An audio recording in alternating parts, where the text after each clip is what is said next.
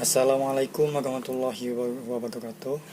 Kenalkan, nama saya Abdul Gansah, NIM 1901-2020-1011 dari Universitas Maritim Raja Ali Haji. Di sini saya akan menjelaskan video ini ditujukan untuk mata kuliah sinyal sistem. Di sini saya akan membahas tentang modulasi dan frekuensi division multiplexing. Jadi masuk dulu ke pengertiannya itu. Modulasi merupakan suatu proses di mana informasi, baik berupa sinyal audio maupun video, diubah atau data yang diubah menjadi sinyal dengan frekuensi tinggi sebelum dikirimkan. Secara garis besar, modulasi terbagi menjadi dua bagian, yaitu satu, sistem modulasi analog, dan satunya lagi yaitu sistem modulasi digital. Kita akan masuk ke modulasi analog. Modulasi analog adalah suatu proses dengan menggunakan sinyal analog atau output yang berupa sinyal analog itu. Jadi, sinyal modulasi analog ini terbagi menjadi tiga, yaitu amplitudo modulasi, frekuensi modulasi, dan fase modulasi. Jadi ini kita bisa lihat sinyal-sinyal dari jenis modulasi tersebut. Jadi itu sinyal pemodulasi itu adalah dari bukit ke lembah, ya. Dan sinyal yang termodulasi itu akan menjadi lebih rapat. Amplitudo modulasi ini gambarnya itu bisa kita lihat itu speech signal itu menuju ke waktu. Saat direplika of signal, dia akan menjadi sebuah amplitudo yang speech signalnya itu adalah 0. Modulasi ini adalah modulasi yang paling sederhana, di mana frekuensi pembawa atau carrier diubah amplitudonya sesuai dengan signal informasi atau message signal yang akan dikirimkan. Dengan kata lain, AM adalah modulasi yang mana amplitudo dari signal pembawa berubah karakteristiknya sesuai dengan amplitudo signal informasi. Modulasi ini disebut juga dengan linear modulation. Artinya bahwa pergeseran frekuensinya bersifat linear, mengikuti signal informasi yang akan ditransmisikan. Kita akan masuk ke frekuensi modulasi. Jadi frekuensi dari gelombang pembawa atau carrier wave itu diubah menurut besarnya amplitudo dari sinyal informasi. Karena noise pada umumnya terjadi dalam bentuk perubahan amplitudo, FM lebih tahan terhadap noise dibandingkan dengan AM. Bandwidth sinyal FM lebih besar dibandingkan sinyal AM. Modulasi FM ini merupakan modulasi analog yang sangat banyak digunakan. Hal ini dikarenakan noise-nya yang rendah, tahan terhadap perubahan amplitudo yang berubah sebagai akibat fading. Penggunaan modulasi FM ini diaplikasikan pada pengiriman siaran televisi, telepon, dan lain-lain. Jadi, sinyal pada siaran televisi yang kita tonton atau suara yang dari telepon itu menggunakan frekuensi modulasi atau menggunakan modulasi dari sebuah frekuensi. Ini kita bisa lihat gambarnya ini. Dari poltek ke waktu itu dia mengirim pesan itu dari bukit ke lembah. Saat dimodulasi, ia akan menjadi lebih rapat. Sedangkan sinyal carriernya itu dari tegangan ke waktunya juga rapat gitu sinyalnya. Lalu kita masuk ke fase modulasi. Yang dimaksud dengan fase adalah besar sudut dari sinyal analog pada saat tertentu. Fase modulation atau modulasi fasa ini merupakan suatu teknik modulasi yang merepresentasikan informasi sebagai variasi fasa. Dari sinyal pembawanya, pada modulasi fasa ini, sinyal informasi mengubah fasa gelombang pembawanya, sedangkan amplitudo gelombang pembawanya tetap tidak berubah. Teknik modulasi fasa ini jarang digunakan karena memerlukan perangkat penerima yang lebih kompleks. Modulasi digital. Modulasi sinyal digital dengan gelombang pembawa analog akan meningkatkan sinyal to noise ratio atau SNR. Jika dibandingkan dengan modulasi analog, modulasi gelombang pembawa sinyal digital merupakan pergeseran kunci karena hal tersebut disebabkan adanya perubahan nilai diskrit dalam parameter gelombang pembawa. Ada 3 macam perbedaan sistem modulasi digital, antara lain yang pertama itu amplitude sub keying atau ASK, yang kedua itu frekuensi side keying FSK, dan ketiga itu fase shift keying atau PSK. Amplitudo shape keying itu adalah bentuk modulasi amplitudo yang merepresentasikan data digital sebagai variasi amplitudo gelombang pembawa.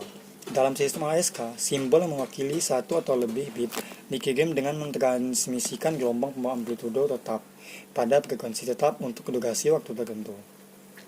Yang kedua itu ada frekuensi shape keying, adalah bentuk modulasi digital yang gelombang pembawanya dimodulasi berdasarkan pergeseran frekuensi tersebut. Dalam sistem modulasi FSK ini, simbol 1 dan 0 ditransmisikan secara berbeda antara satu sama lain dalam satu atau dua buah sinyal sinusoidal yang berbeda besar frekuensinya. Yang ketiga itu ada fase shape keying, merupakan bentuk modulasi yang proses pemodulasian penggunaan cara pergeseran fasa. Pada sistem modulasi phase shape keying ini, sinyal gelombang pembawa sinusoidal dengan amplitudo dan frekuensi yang dapat digunakan menyatakan sinyal biner, itu 1 dan 0. Tetapi, untuk sinyal 0-nya, fasa gelombang pembawa tersebut digeser 180 derajat. Artinya sinyal biner 1 itu sinyal 0 itu sama dengan sinyal 1. Sebagaimana kita bisa lihat pada gambar berikut. Nah, di gambar modulasi ini kita bisa lihat kan kalau sinyal informasi digital itu terdiri dari kode biner 1 dan 0. Nah, pada amplitude shape keying atau ASK tadi jelaskan bahwa simbolnya itu mewakili satu atau lebih bit dikirim dengan mentransmisikan gelombang pembawa amplitudo tetap pada tetap untuk durasi waktu tertentu. Nah, jadi di sini dia pada waktu tertentu itu dia hanya menggunakan pada bit yang ke-1. Makanya kita hanya bisa melihat gelombang itu pada kode biner yang ke-1. Nah, sedangkan untuk frekuensi shape keying ini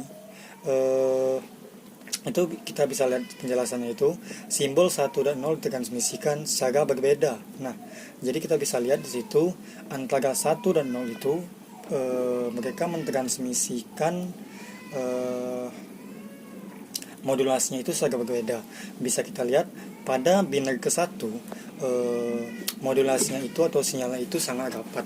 Sedangkan untuk yang ke-0 itu sedikit ganggang. Begitu juga 1.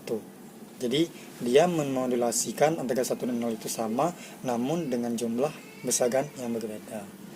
Lalu kita bisa lihat gambar yang di bawah ini, shape keying atau fase shape keying ini, itu penjelasannya tadi kan bahwa sinyal biner 1 dan 0. Tetapi untuk sinyal 0-nya itu fase gelombang pembawa tersebut digeser 180 derajat. Nah, jadi fase sinyalnya itu sama dengan angka biner 1, hanya saja dia digeser 180 derajat. Bisa kita lihat di bawah ini, yang pada biner 1 itu dimulai dari bukit dan diakhiri dengan lembah. Sedangkan pada biner 0, yang satu ini akan kita geser 180 derajat sehingga menghasilkan dimulai dari lembah dan diakhiri dengan bukit. Nah, gitu. Nah, lalu kita akan masuk ke multiplexing. Pada umumnya, sistem transmisi yang ada di dalam jaringan telekomunikasi memiliki kapasitas yang melebihi batas yang dibutuhkan satu user. Dengan demikian, sangat mungkin untuk menggunakan bandwidth yang ada seefisien mungkin oleh lebih dari satu user. Teknik menggabungkan beberapa sinyal untuk dikirimkan secara terintegrasi pada suatu kanal transmisi disebut multiplexing. Perangkat yang melaksanakan multiplexing tersebut disebut multiplexer (MUX). Di sisi penerima, gabungan sinyal itu akan kembali dipisahkan sesuai dengan tujuan masing-masing. Proses ini disebut demultiplexing. Perangkat yang melaksanakan demultiplexing disebut demultiplexer atau demux. Jadi di sini kita akan bahas satu saja, itu frekuensi division multiplexing atau FDM. Jadi FDM ini adalah teknik multiplexing di mana setiap piranti diberikan frekuensi modulasi yang berbeda sehingga bisa bersamaan melakukan transmisi melalui satu media. Teknik FDM ini banyak digunakan pada komunikasi data dengan medium berkapasitas besar, biasa disebut dengan broadband atau jalur lebar medium. Melalui teknik ini, berbagai siaran TV dapat disalurkan dalam satu kabel TV atau video. Suara dan data bisa disalurkan bersama dalam satu channel. Contohnya dalam jaringan TV atau radio, ada tuning atau tuner untuk memilih channel siaran. Nah, kita bisa lihat di gambar yang ini. Channel 1 kita perhatikan, channel 2 dan channel 3. Nah, gambar A itu atau gambar A yang gambar di sebelah kiri ini frekuensi adalah sebuah bandwidth asli. Nah, gambar B itu atau gambar yang kedua itu adalah bandwidthnya meningkat dalam frekuensi.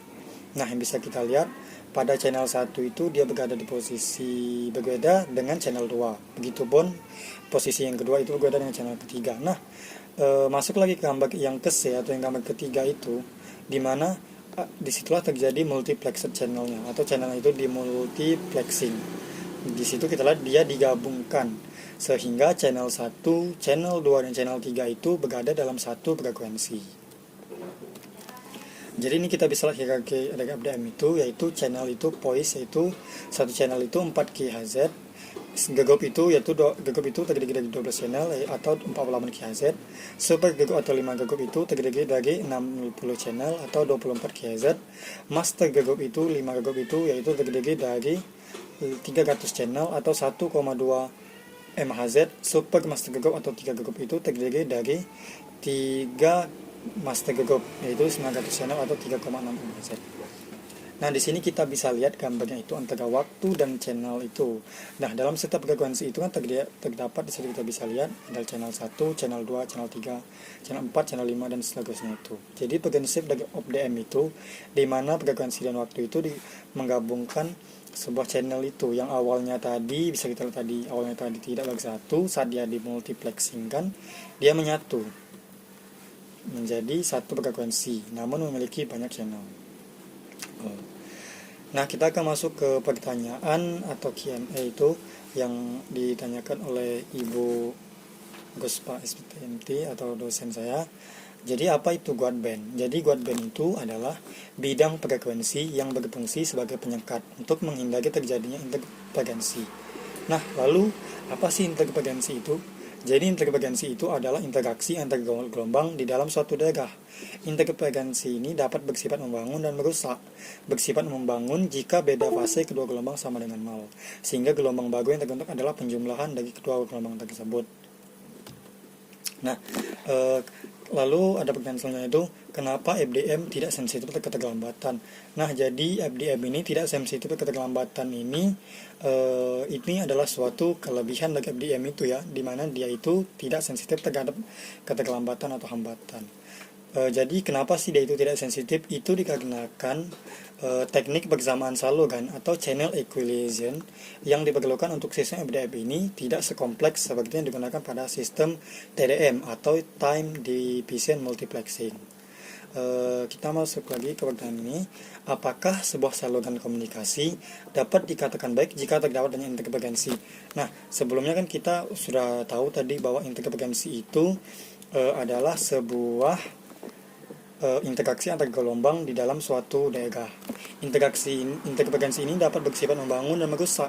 Interferensi akan bersifat membangun jika beda fase kedua gelombang sama, sehingga gelombang baru yang terbentuk adalah penjumlahan gelombang tersebut.